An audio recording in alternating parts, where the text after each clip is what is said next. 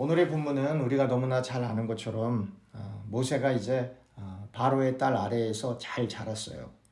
잘 자라서 이제 그가 독립적으로 이 인생을 살아갈 수 있을 것 같은 그러한 장성한 사람이 되었습니다. 오늘 출애굽기 2장 11절 이하에 모세가 그의 동포 히브리 사람이 애굽 사람에게 의해서 고역을 당하며 어려운 일을 당하고 그리고 이렇게 매맞는 것을 목도하게 되었는데요. 이 자기 동포가 이렇게 고통당하는 것을 목도할 나이가 우리 사도행전 7장 18절로 갑니다. 사도행전 7장 18절부터 29절인데요. 그 가운데 23절, 22절, 23절, 24절 이렇게 읽어보도록 하겠습니다. 22, 23, 24절입니다. 모세가 애굽 사람의 모든 지혜를 배워 그의 말과 하는 일이 능하더라. 23절 나이가 40이 되매 그 형제 이스라엘 자손을 돌볼 생각이 나더니 한 사람이 원통한 일 당함을 보고 보호하여 압제받는 자를 위하여 원수를 갚아 애굽 사람을 쳐 죽이니라. 자, 이렇게 사도행전에 나와 있는 이 기록들을 통해서 특별히 사도행전에 나와 있는 이 기록들은 순교하신 우리 스데반 집사님이 설교한 내용이거든요. 그러니까 이 스데반이 얼마나 이 구약 성경에 정통하고 있었는지 우리가 여기서 알 수 있게 되는 거죠.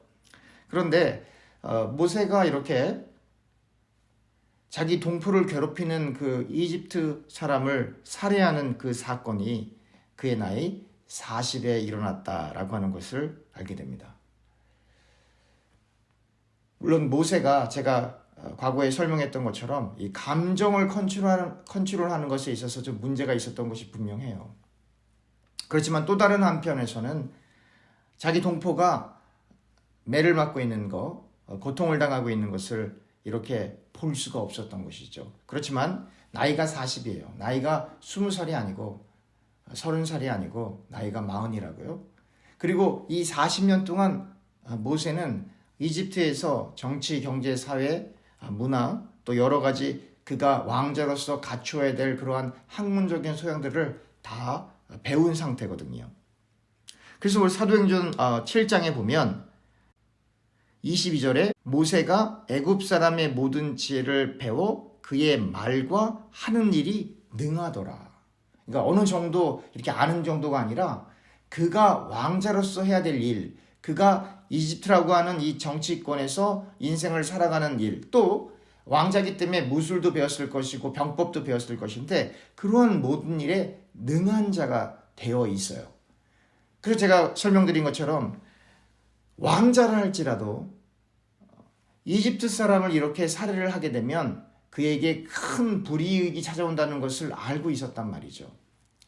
그럼에도 불구하고 한편으로는 동포가 그렇게 어려운 일을 당하는 것을 볼 수가 없어서 원수를 갚게 되는 것이고 또 다른 한편으로는 정말로 감정을 컨트롤을 하기가 너무나 어려웠다라고 하는 것을 이렇게 우리가 간접적으로 볼 수 있게 되는 것입니다. 여기서 우리 중요한 부분이 나옵니다. 이집트 사람이 히브리 사람을 압제할 때 그 동포가 당하는 그것을 보면서 원수로 생각을 해요. 그러니까 이게 무슨 얘기냐면 이집트 사람이 원수가 된 거예요. 그리고 히브리 사람이 동포로 정말 인식이 된 거예요. 그러니까 다른 사람의 일로 생각한 게 아니라 나의 일로 생각을 한 거예요. 내 이웃을 내 몸같이 사랑하라 라고 하는 것이 부분적으로 이 모세의 모습 속에 나타나는 거예요. 모세가 모른 척할 수도 있잖아요. 근데 모른 척하지 않습니다. 지금 저 히브리 사람이 당하고 있는 저 고통이 저 사람에게만 임한 게 아니라 나에게도 임한 것을 이렇게 투영이 된 거예요. 그러니까 같은 동포로 이렇게 바라보게 되는 것이죠. 그래서 그 고통을 가하는 그 이집트 사람이 원수가 된 것이고 그 원수를 갚는 행위를 하기 때문에 결국 그 이집트 사람을 죽이게 되는 것입니다. 그런데 이 부분을 스데반 집사는 이렇게 설명해요. 25절에 그는 그의 형제들이 하나님께서 자기의 손을 통하여 구원해 주시는 것을 깨달으리라고 생각하였으나 그들이 깨닫지 못하였더라. 단순히 원수를 갚은 게 아니고 히브리 사람을 구원하는 일에 모세가 생각하는 거예요. 하나님이 생각한 게 아니에요. 모세가 생각하기를 바로 이렇게 하는 것이 이스라엘 사람들을 도와주고 또 이스라엘 사람들을 구원해 주는 그 행위로서 모세가 한다라고 모세는 생각했어요. 그런데 문제는 그 행위를 바라보는 이스라엘의 동포들은 그걸 깨닫지 못했던 거예요. 그래서 26절 사도행전 7장 26절 이튿날 이스라엘 사람끼리 싸울 때에 모세가 와서 화해시키려 하여 이르되 너는 형제인데 어찌 서로 해치느냐 하니 27절 그 동물을 해치는 사람이 모세를 밀어뜨려 이르되 누가 너를 관리와 재판장으로 우리 위에 세웠느냐 28절 내가 어제는 애굽 사람을 죽임같이 또 나를 죽이려 하느냐 하니 29절 모세가 이 말 때문에 도주하여 미디안 땅에서 나그네 되어 거기서 아들 둘을 낳으니라. 모세는 정말로 그의 동포를 도우려고 그의 형제를 치는 그 이집트 사람을 죽였는데 또 다시 가서 그 자리에 가보니 형제들끼리 싸우고 있는 거죠. 그래서 그것을 말리려고 했더니 이제는 누가 너를 재판장으로 불렀느냐 라고 이렇게 하면서 그 이집트 사람을 죽인 것을 이렇게 폭로하게 되는 그러한 말을 하게 되는 것입니다. 다시 출애굽기로 돌아와서 출애굽기 2장 14절과 15절입니다. 그가 이르되 누가 너를 우리를 다스리는 자와 재판장으로 삼았느냐 내가 애굽 사람을 죽인 것처럼 나도 죽이려느냐 모세가 두려워 이르되 일이 탈로 되었도다. 15절 바로가 이 일을 듣고 모세를 죽이고자 하여 찾는지라 모세가 바로의 낯을 피하여 미디안 땅에 머물며 하루는 우물 곁에 앉았더라. 자, 바로 이 동포를 도우려고 하는 그 일 때문에 그의 살인이 폭로가 되고 그리고 그 모세가 이집트 사람을 죽였다는 그 일이 바로의 귀까지 들어가게 되고 실제로 바로는 모세를 죽이고자 모세를 찾는 일까지 벌어져 모세는 어쩔 수 없이 미디안으로 도망을 하게 됩니다. 미디안은 위치가 이집트와 그리고 가나안 사이에 있어요.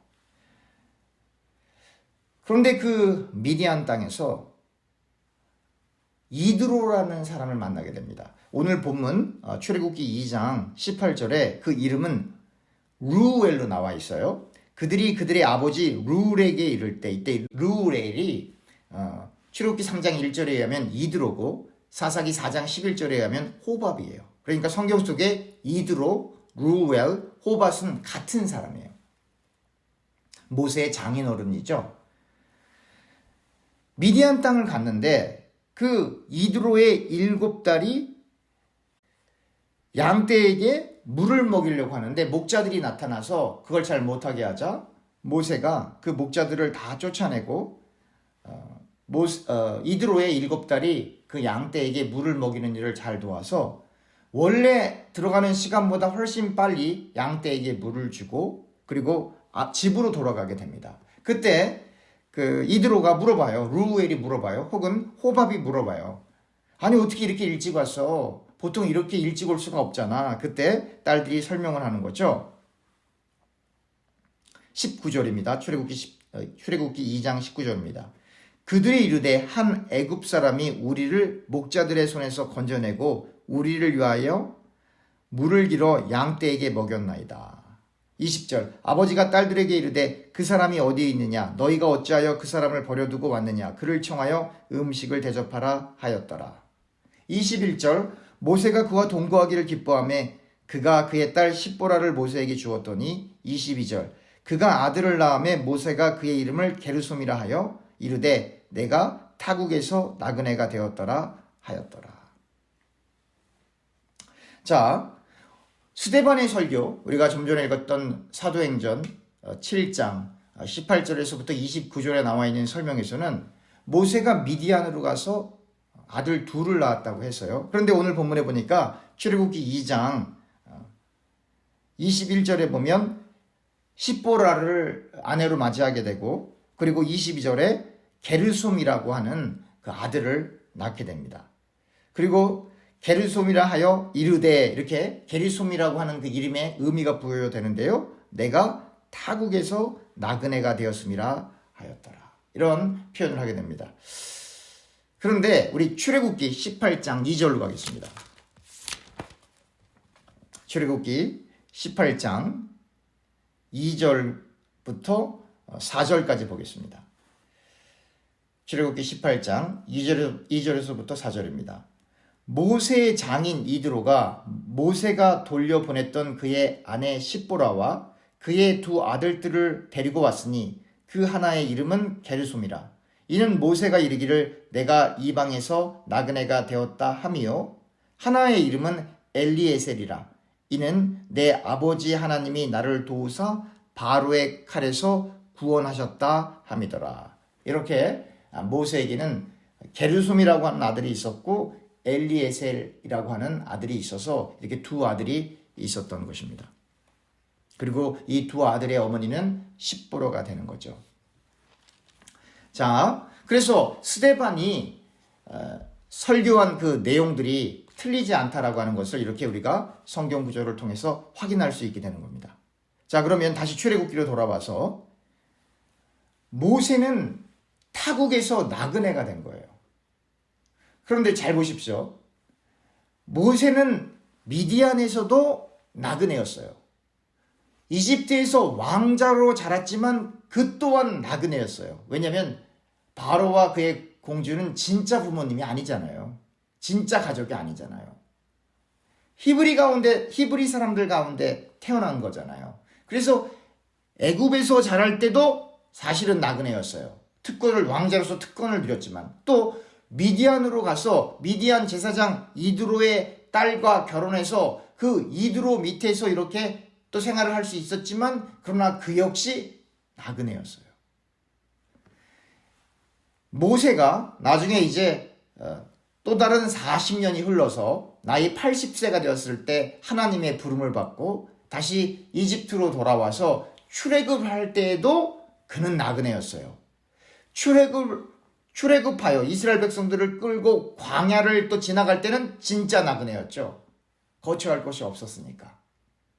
그리고 모세는 가나안 땅에 들어가지 못하고 나그네로 인생을 마감하게 됩니다. 제가 과거에도 설명드렸던 것처럼 가나안이 천국을 상징하고 있는 게 아닙니다. 그러면 모세가 가나안 땅에 들어가지 못했는데 그럼 모세는 지옥 간 겁니까? 아니죠. 또 어떤 분들은 또 그렇게 설명하시는 분들이 있어요. 홍해 바다를 건너서, 그것은 세례를 의미하는 거기 때문에 그건 맞는 말이에요. 홍해 바다를 건넌 모든 사람들은 천국에 갔다라고 주장하는 사람들이 있어요. 그럼 말도 안 되는 얘기죠. 왜 말이 안 됐죠? 광야 생활하면서 우상 숭배에서 하나님의 심판으로 죽은 사람들이 어떻게 천국을 갑니까? 불뱀에 물려 죽은 사람들이 어떻게 천국에 갑니까? 아니죠. 또 어떤 분들은 이렇게 설명해요. 하나님이 한 번 선택한 사람들은 반드시 구원받습니다. 그 말은 맞아요. 그러나 우리는 이스라엘 백성들이 전부 홍해바다를 건넜다고 해서 그 사람들이 다 선택된 사람들이 아니라고 하는 걸 구약과 신약을 통해서 분명히 알 수 있게 되죠. 남은 자라는 표현을 통해서 말이죠. 마찬가지예요. 예수님의 12 제자들 가운데 유다가 천국에 갔겠습니까? 처음에 유다가 예수님을 믿었겠죠. 그러나 그가 예수님을 배반했죠. 베드로도 배반했죠. 베드로는 회개하고 주님의 일을 계속하지만 유다는 회개하지 못하고 죽음을 맞이하게 되는 그런 내용이 나오고 있지 않습니까? 다시 돌아보면 하나님이 생명책에 쓴 그 사람은 반드시 구원받는다? 맞는 얘기예요. 그러나 인간의 입장에서는 하나님이 누구를 선택했는지 그 인생이 끝날 때까지는 알 수 있는 방법이 없다예요. 그래서 세례 받았어도 예수 안 믿으면 지옥 갑니다. 홍해 바다를 건넜어도 우상 숭배하고 음행하면 죽음 이후에 하나님과 함께 할 수가 없는 거예요. 자, 이집트에서 이스라엘 백성들이 하나님을 온전히 섬길 수 없었기 때문에 하나님 앞에 기도하지 못했어요. 요셉을 알고 있는 모든 사람들이 다 생명을 다 마쳤을 때 이스라엘 사람들도 요셉을 잘 기억하지 못했고 또 이집트에 있는 정치권에 있는 사람들도 요셉을 잘 기억하지 못하는 시대가 도달한 거예요. 이스라엘 백성들이 요셉을 잘 기억하지 못했다라고 하는 건 요셉이 그렇게 의존했던 하나님을 잘 몰랐다는 얘기예요. 또 이집트 사람들이 이스라엘 백성들을, 즉 히브리 사람들을 압제했다라고 하는 건 요셉이 누군지를 잘 몰랐다라고 하는 것이죠. 그러니까 이 무지로 인해서 적극적으로 히브리 측면에서는 하나님을 아는 지식이 없기 때문에, 왜냐하면 요셉을 몰랐다는 건 요셉이 믿고 있는 그 하나님을 몰랐다는 거죠. 족장들의 그 믿음을 몰랐다는 거죠. 또 이집트 입장에서는 역사의식이 없었기 때문에, 혹 있었다 할지라도 바로 왕이 역사의식이 부족했기 때문에 왕이 될 만한 사람이 왕이 된 것이 아니라 왕이 돼서는 안 될 사람이 왕이 되었기 때문에 히브리 사람을 괴롭히게 되는 거예요. 바로 이 두 가지, 역사의식의 부재, 이집트 사람 입장에서는요. 또 히브리 사람들에게는 하나님을 아는 지식의 부재로 말미암아 이렇게 하나님의 그 섭리 가운데 있어서 이집트 사람들이 이스라엘 백성에게 고통을 가하는 그러한 사건이 벌어지게 된 겁니다. 출애굽기 2장 23절입니다. 여러 해 후에 애굽 왕은 죽었고 이스라엘 자손은 고된 노동으로 말미암아 탄식하며 부르짖으니 그 고된 노동으로 말미암아 부르짖는 소리가 하나님께 상달된지라. 하나님이 그들의 고통 소리를 들으시고 하나님이 아브라함과 이삭과 야곱에게 세운 그의 언약을 기억하사 하나님이 이스라엘 자손을 돌보셨고 하나님이 그들을 기억하셨더라. 이스라엘 백성들이 그렇게 압제받는 상황 속에서도 인구가 계속 늘어나요. 이스라엘이 압제받는 상황 속에서도 하나님께서 이스라엘 백성들을 잊어버리지 않으시고 아브라함과 이삭과 야곱에게 세운 그 언약을 기억하셔요. 그리고 기억하시는 것으로 끝나는 것이 아니라 그 이스라엘 자손을, 성경은 25절에 하나님이 이스라엘 자손을 돌보셨고 하나님이 그들을 기억하셨다. 돌보셨다라고 하는 거예요. 그러니까 하나님이 하나님의 백성을 기억하시면 돌보시는 거예요. 하나님이 여러분들과 저의 가족과 그리고 여러분들과 저를 기억하시면 하나님이 우리를 돌보시는 거예요. 근데 하나님이 기억을 못하실 리가 없잖아요. 그런데 하나님이 하나님의 백성을 기억한다라고 하는 건 언약의 기초를 둔 거예요. 언약. 아브라함과 이삭과 야곱과 세운 그 언약. 그 언약이 어디로 이루어지는 거냐면 다윗을 거쳐 다윗의 후손인 예수 그리스도에까지 이어져. 이때 다윗의 후손이라고 하는 건 그 씨가 인간으로부터 온 게 아니라고 제가 분명히 설명드렸어요. 성령으로 잉태되었어요. 그러니까 아브라함, 이삭, 야곱, 다윗 이렇게 우리는 역사를 들어서 이렇게 설명해 주지만 그 사람들은 별 의미가 없는 거예요, 사실은. 그런데 그럼에도 불구하고 그 이름들이 의미가 있는 것은 그 사람들 때문에 의미가 있는 것이 아니라 그 사람들과 함께 하신 그 하나님, 그리고 그 하나님과 그 사람들이 함께했던 그 언약 때문에 중요한 거예요. 그러니까 아브라함, 이삭, 야곱, 다윗 이런 사람들이 중요하지만 진짜 중요한 건 이 사람들이 아니고 이 사람들과 함께한 그 하나님이라고 하는 거예요.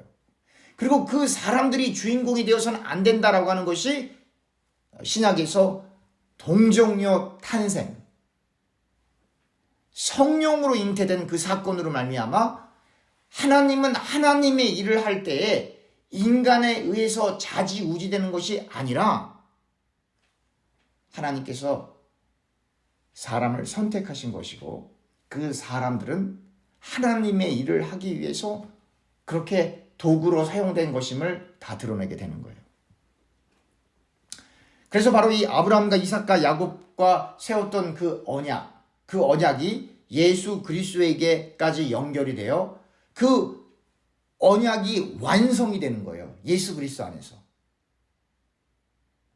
그래서 인종적으로는 우리가 유대인이 아니라 할지라도 바울이 설명한 것처럼 육신의 할례가 할례가 아니라 마음의 할례가 할례이듯이 아브라함의 후손들이 육신의 후손의 그것이 아브라함의 후손이 아니라 아브라함이 하나님을 경외하고 하나님을 믿었던 그 믿음이 전가된 사람들, 육신의 어떤 그 전가가 아니라 아브라함이 하나님을 믿었던 율법 시대 이전이죠. 그렇죠? 율법 시대라고 하는 것은 모세 이후의 시대를 얘기하는 거예요. 모세 이후의 시대가 아니라 모세 이전 시대니까 사실은 아브라함은 율법에 속한 사람이 아니라 율법 이전에 속했던 사람이에요. 또 제가 언젠가 어디서 설명드렸는데요. 구약 시대에서 가장 위대한 선지자가 누구냐면 엘리야가 아닙니다. 엘리야 아니에요. 엘리사도 아니고 나단도 아니고 소선지서를 썼던 많은 선지자들이 가장 위대한 선지자가 아니에요. 하나님이 평가한 가장 위대한 선지자, 즉 하나님이신 예수님이 평가한 가장 위대한 선지자는 세례 요한이에요. 목사님, 세례 요한은 신약에 나오는데요. 신약 성경에 나오지만 예수님이 십자가에 달리기 이전까지의 모든 시대는 다 구약이에요. 세례 요한은 구약 시대 선지자예요. 그러니까 신약이라고 하는 건 새 계약, 새 언약, 새로운 New Covenant, 이 새 언약이 나오는 그 시점이 예수님의 죽으심과 부활하심이거든요. 그러니까 예수님이 십자가 사건 이전은 전부 구약이에요. 여자가 낳은 자 중에 가장 큰 자 세례 요한이거든요. 예수님의 평가입니다. 근데 세례 요한은요, 특별한 일을 한 사람이 아니에요. 엘리야처럼 하늘에서 불이 떨어지는 그런 기적을 행한 사람도 아니라고요. 근데 왜 그가 가장 큰 선지자로 평가를 받습니까? 구약 성경 전체가 가리키고 있는 그 예수님을 직접 만난 선지자입니다. 그뿐이 아닙니다. 그 예수님을 위하여 세례 요한 자신은 철저히 없어지는 인생을 사는 거예요. 예수님을 위해서. 세례 요한을 따랐던 그 많은 사람들이 다 그 세례 요한을 따르게 했던 그 모든 그 눈을 다 예수님께 돌리는 역할을 하는 거예요. 그래서 세례 요한은 철저히 예수님을 위해서 낮아지고 그리고 세례 요한이 고백하지 않습니까? 나는 쇠해야 하고 예수님은 흥해야 한다. 예수님께서 세례 요한을 평가하는 거예요. 가장 큰 선지자예요. 이렇게요.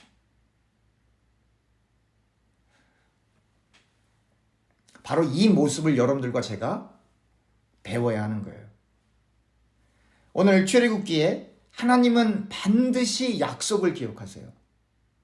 이스라엘 백성들이 하나님을 아는 지식이 없는 상황 속에서도 이스라엘 백성들 때문이 아니라 고통받고 있는 이스라엘 백성들 때문이 아니라 이 고통받고 있는 이스라엘 백성들의 뿌리가 되는 아브라함과 이삭과 야곱과 하신 그 약속 때문이에요.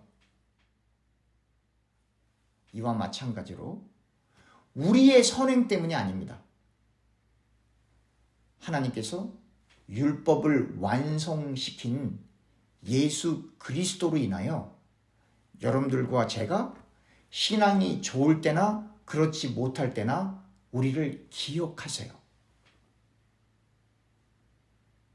우리를 기억하세요. 그래서 하나님께서 우리 가운데 성령을 부어주셔서 세례 요한처럼 주님만 드러내기를 원하시는 거예요. 주님만.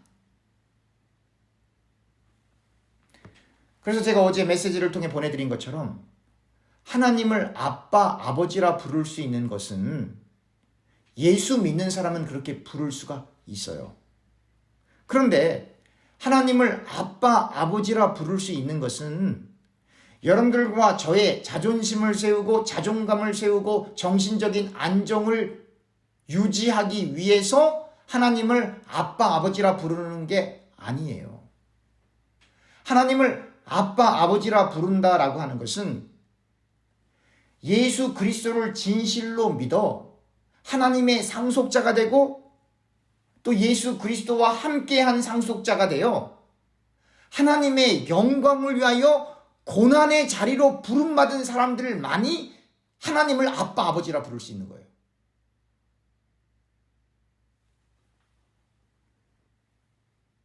얼마나 많은 사람이 과연 하나님을 아빠, 아버지라 부를 수 있겠습니까?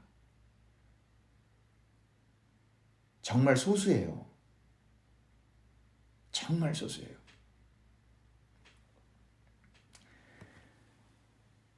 예수님을 믿는다라고 하는 건 우리가 율법에서 벗어난 것을 의미해요.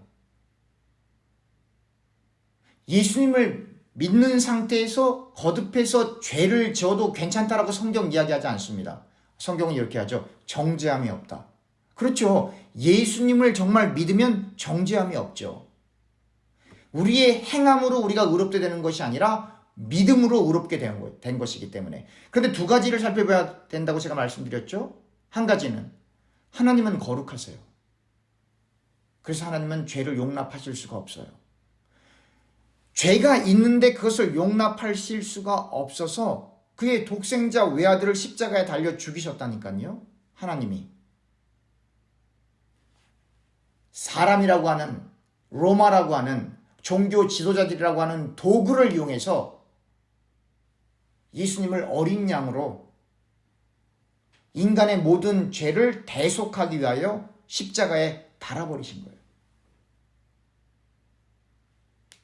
죄를 용납하실 수가 없으니까. 그래서 그 예수님을 믿으면 인간이 죄에서 벗어나고 해방할 수 있는 길을 열어놓으신 거예요. 근데 그 인간이 그렇게 죄를 하나님께서 미워하시고 싫어한다라고 하는 걸 너무나 잘 아는 인간이 예수님을 믿었는데 또다시 죄의 자리로 들어간다? 그래도 또 괜찮다라고 설명한다? 아니에요. 여러분, 마약에 중독된 사람이 예수 믿으면 마약 끊습니다. 여러분, 도둑질하는 사람이 예수 믿으면 그 불법 행위를 안 합니다. 살인자가 예수 믿으면 다시는 살인하지 않습니다. 같은 죄 반복하지 않는다고요. 불법으로 불이하게 돈을 모았던 세리들이 예수님을 믿었을 때 예수님 당시에 그 사람들이 그의 재산을 털어서 불법으로 빼앗았던 돈들을 더 돌려주고 가난한 사람들을 도와주는 일이 발생을 합니다. 삶의 변화가 실제로 일어나는 거예요. 예수님을 믿으면. 실제로. 왜요? 복음의 능력이 있기 때문에. 그 말씀의 능력이 있기 때문에. 복음을 깨달으면 과거에는 죄를 사모하고 죄 가운데 있고 싶은데 그 복음을 깨달으면, 다시 말하면 하나님을 아는 지식을 소유하게 되고 그 지식이 더욱 깊어지면 죄 가운데 있을 수가 없어요.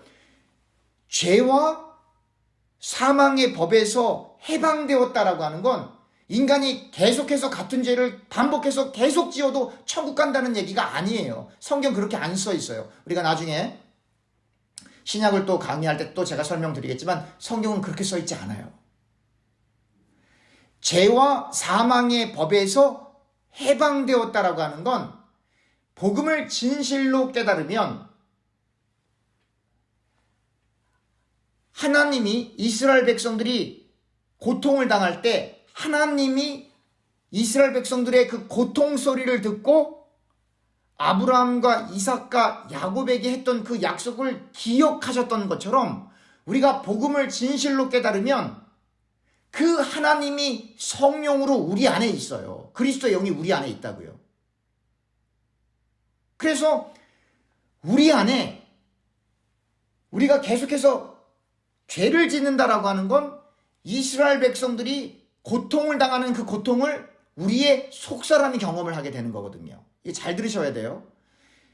이스라엘 백성들이 신음한다, 고통받는다, 압제받는다 하는 건 뭐냐면 여러분들과 제가 그 이스라엘과 같은 상태에 있다라고 하는 걸 투영하는 건데 그 얘기는 뭐냐면 우리가 하나님을 아는 지식이 분명히 있어서 하나님이 예수 그리스도를 통하여 우리와 한 그 언약을 우리가 붙잡고 있는데 여러분들과 제가 계속해서 같은 죄를 반복해서 짓게 되면 우리 안에 있는 바울이 얘기한 것처럼 또 다른 법이 죄를 짓고 있는 거예요. 또 다른 죄가 우리 안에 있는 또 다른 법이 그 육이 죄를 짓고 있는 건데 우리 안에는 그 죄만 있는 게 아니라 그 육만 있는 게 아니라 하나님의 말씀을 즐거워하는 속사람이 있다고요. 이노맨. 이 속사람이 있다고요. 그 속사람이 신음을 하게 되는 거예요. 그때 우리 속사람이 신음을 하게 될 때 우리 안에 있는 그리스도의 영이 우리를 기억하게 되어서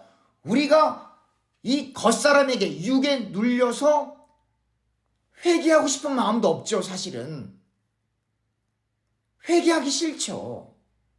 그런데 우리 속사람이 신음하기 때문에 이 이집트라고 하는 그 압제로 인해서 신음하기 때문에 다시 말하면 이 죄로 말미암아 신음하기 때문에 우리 안에서 성령 하나님이 탄식하는 일이 벌어지는 거예요.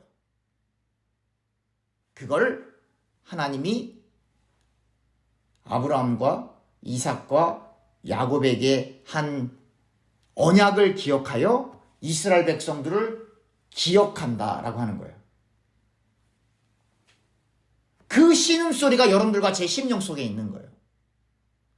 그래서 하나님이 정말로 선택하여 생명책에 그 이름이 아무개 이렇게 이름이 적힌 사람은 반복적으로 죄를 지을 수가 없어요.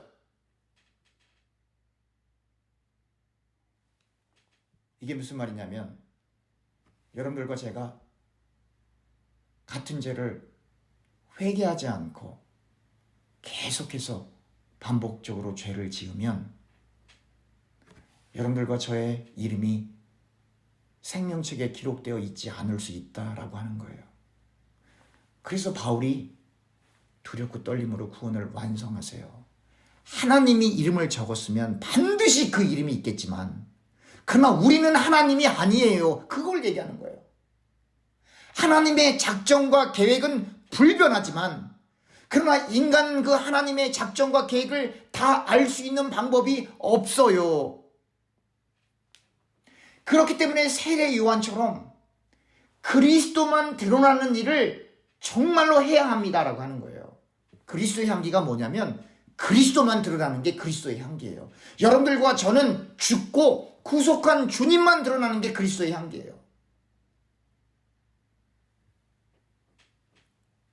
우리의 심령 속에 우리가 좋아하는 일을 자꾸 하려고 하고 말씀에 벗어났지만 우리가 기뻐하는 일을 자꾸 하려고 하면 여러분 우리 속에 있는 속사람이 숨을 쉴 수가 없어요.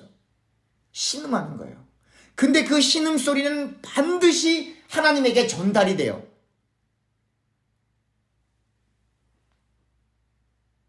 하나님에게 전달이 돼요. 그리고 우리 안에 성령 하나님이 우리를 위하여 탄식하며 우리를 기도하세요. 그리고 하나님의 보좌 우편에 계신 예수님께서 우리를 위해서 계속 변호하세요.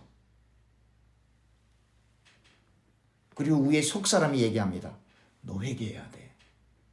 너 이렇게 살면 안 돼. 주님께서 너를 위해서 어떠한 대가를 치르셨는데 이렇게 살 수가 있어.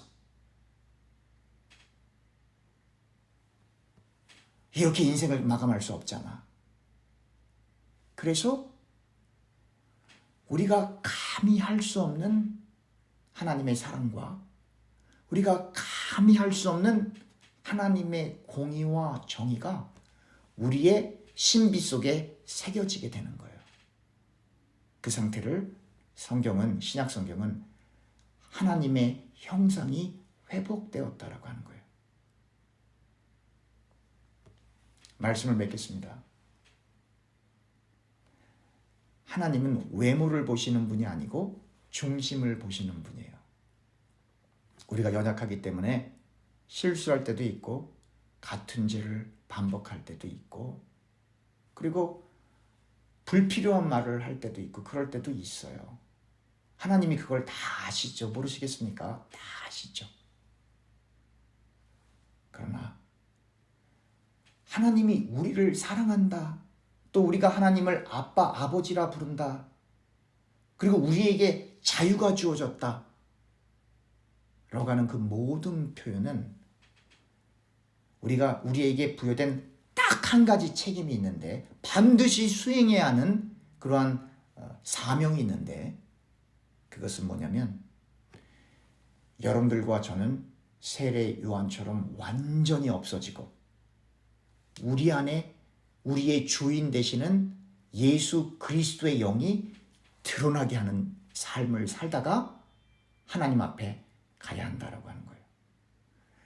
우리가 완전히 죽고 우리의 육에 속한 옛사람이 완전히 죽고 우리 안에 있는 우리의 속사람도 아니고 우리 안에 있는 그리스도의 영, 성령 하나님이 온전히 드러나는 인생을 사는데 우리가 같은 죄를 반복할 수 있겠습니까?